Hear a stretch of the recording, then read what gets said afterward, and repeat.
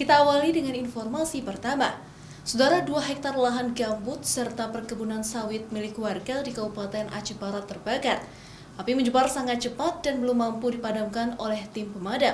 Kebakaran lahan gambut ini diduga karena faktor cuaca panas yang melanda sejumlah daerah di Aceh.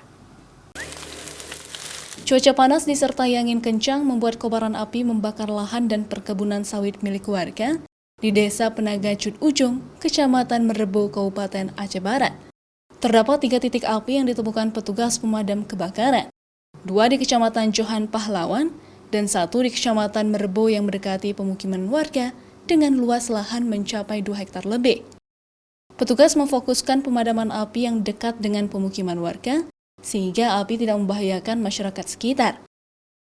Sampai sore hari ini masih terus kita lakukan proses pemadaman yang ada di titik Penaga Cut Ujung ini. Untuk sementara, untuk hari ini selain di Penaga Cut Ujung ini juga ada di Jalan Generasi. Tapi untuk Jalan Generasi nampaknya besok kita akan ambil tindakan di sana. Dan satu lagi tadi juga di belakang kantor Bea Cukai.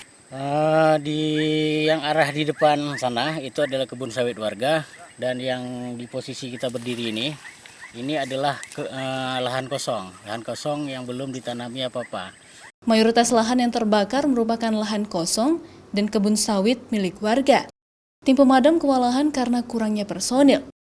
Meski api berhasil dipadamkan, petugas memperkirakan api akan muncul kembali jika hujan tidak turun dalam beberapa hari ke depan. Syahril, Kompas TV, Aceh Barat.